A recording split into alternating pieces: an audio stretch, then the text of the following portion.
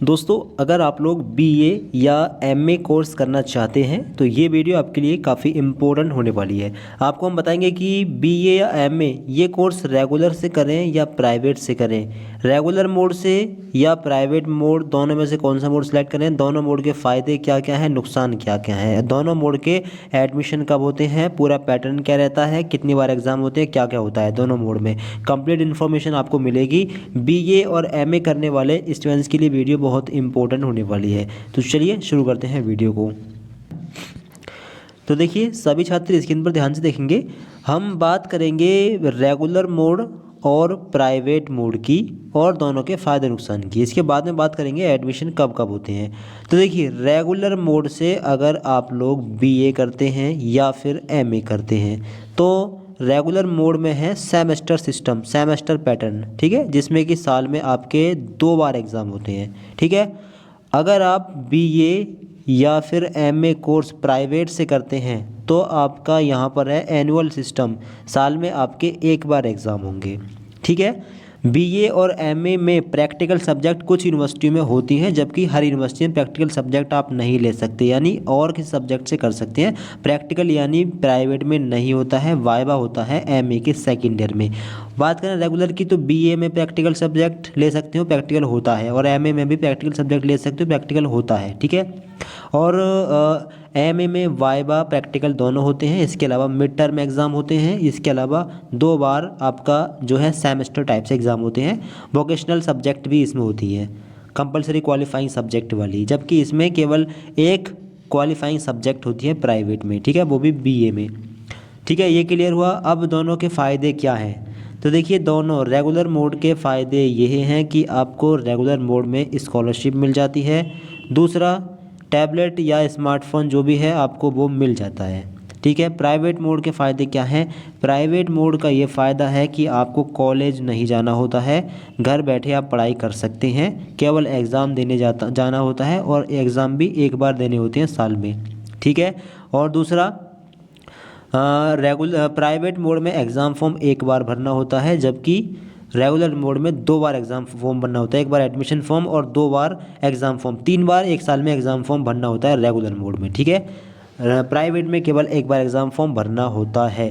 और दूसरा, private mode की फ़ीस कम होती है, सही है। प्राइवेट एमए बीए करोगे तो फ़ीस कम रहेगी, रेगुलर से करोगे तो फ़ीस ज़्यादा रहेगी।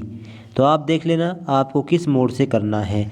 बात करें ओवरऑल, तो ओवरऑल बात करें तो प्राइवेट मोड के फ़ायदे ज़्यादा हैं, क्योंकि स्कॉलरशिप ऐसा नहीं है हर किसी की आई जाती है, स्कॉलरशिप भी हर किसी की नहीं आ पाती है, बहुत मुश्किल से आती है।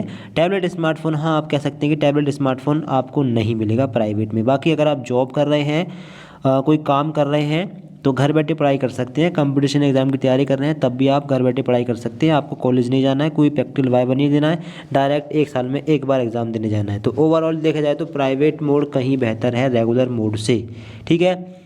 अब दोनों के एडमिशन कब होते हैं ध्यान से देख लेना, ठीक है। अगर आपको रेगुलर से एडमिशन लेना हो तो इसके लिए अप्रैल का वेट करना होगा। अप्रैल में रेगुलर के एडमिशन शुरू हो जाते हैं, ठीक है, हर जगह पर, यूपी में, एमपी में, झारखंड में, बिहार में, राजस्थान में, सब जगह पर बोर्ड के जो एग्ज़ाम है, 12th के एग्ज़ाम का रिजल्ट जब आ जाता है तो अप्रैल में लगभग एडमिशन शुरू हो जाते हैं। प्राइवेट की बात करें तो प्राइवेट में एडमिशन बहुत लेट होते हैं। प्राइवेट में जो एडमिशन है वो नवंबर में शुरू होते हैं, हर साल नवंबर में, यानी इधर अप्रैल में एडमिशन होते हैं, यही सेशन इधर नवंबर से शुरू होता है। नवंबर दिसंबर में एडमिशन होते हैं कुछ जगह पर जनवरी में, कुछ जगह पर फरवरी में, ठीक है।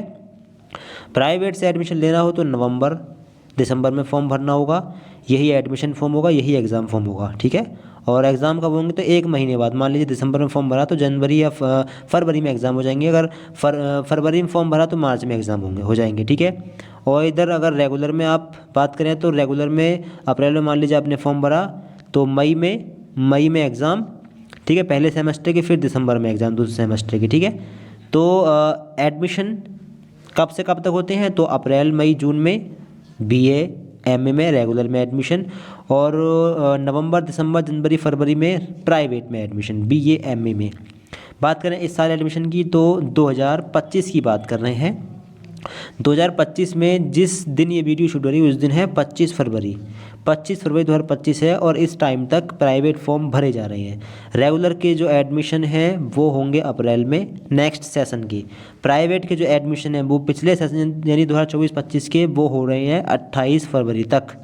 ठीक है, 28 फरवरी तक 2025 यानी 2024-25 सेशन के प्राइवेट फॉर्म भरे जा रहे हैं 28 फरवरी तक। कहाँ कहाँ पर?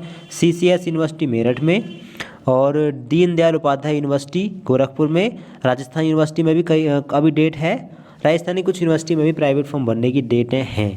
तो अगर आप यानी इस साल अगर अभी आप 1 साल बचाना चाहें तो आप प्राइवेट का फॉर्म भर दें और आपका 1 साल बच जाएगा। ठीक है, प्राइवेट के फॉर्म 28 फरवरी तक भरे जा रहे हैं, मार्च में एग्ज़ाम शुरू हो जाएंगे। बाकी आपको जिस यूनिवर्सिटी में एडमिशन लेना हो, जिस मोड से लेना हो, रेगुलर से लेना हो तो बता सकते हैं, प्राइवेट से लेना हो तो बता सकते हैं। ठीक है, आप अपनी यूनिवर्सिटी का नाम बताइए, आपको कहाँ पर एडमिशन लेना है, अपने मोड का नाम बताइए, कौन से मोड से यानी रेगुलर से करना है या फिर प्राइवेट से करना है आप कमेंट बॉक्स में बता सकते हैं। बाकी रेगुलर मोड या प्राइवेट मोड के बारे में अधिक जानने के लिए आप कमेंट भी कर सकते हैं, चैनल को सब्सक्राइब भी कर सकते हैं। ठीक है, कुछ भी पूछना हो आप पूछ भी सकते हैं। इस वीडियो को अपने उन दोस्तों को शेयर करते हैं जो रेगुलर प्राइवेट मोड में अंतर या फिर इनके फ़ायदे नुकसान के बारे में जानना चाहता हो। ठीक है, सबको आप वीडियो शेयर करिए और इस चैनल को सब्सक्राइब जरूर करिए। Thank you so much for watching this video.